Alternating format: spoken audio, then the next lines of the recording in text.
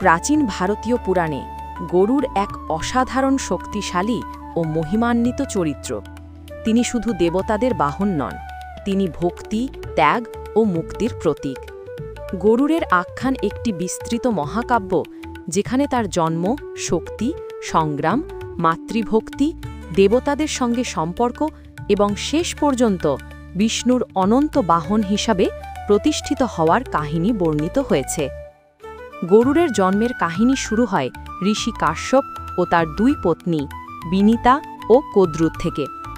কাশ্যপ ঋষি তাদের প্রত্যেককেই সন্তান লাভের বর দেন।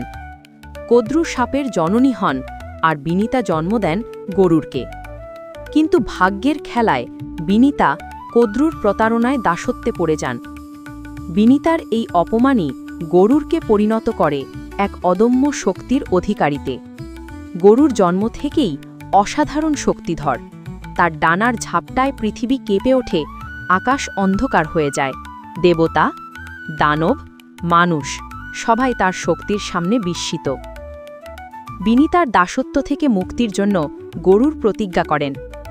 কদ্রু শর্ত দেন, যদি গরুর দেবতাদের কাছ থেকে অমৃত কুম্ভ এনে দেন তবে বিনিতা মুক্ত হবেন।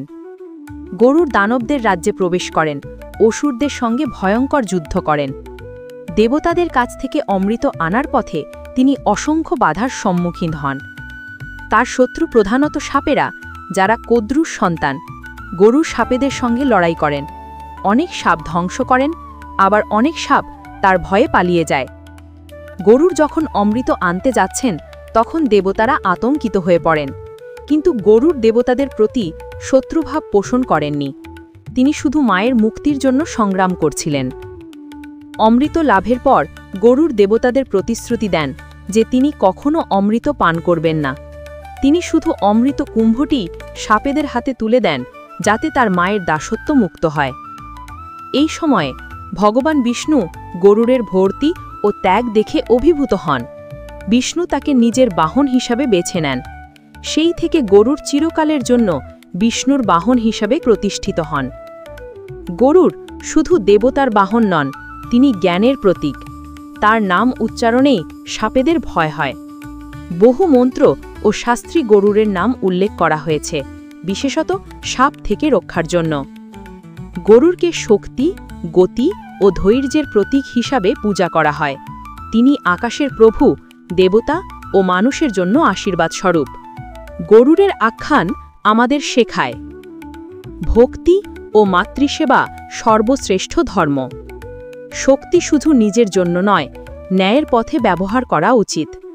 ত্যাগ ও সততা মানুষকে মহত্বের পথে নিয়ে যায়। গরুরের আখ্যান শুধু পুরাণ নয়, জীবনের শিক্ষা।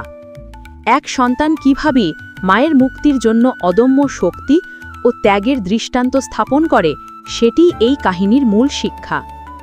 গরুর আজও ভক্তদের কাছে ভয়মুক্তি ও আশ্রয়ের প্রতীক।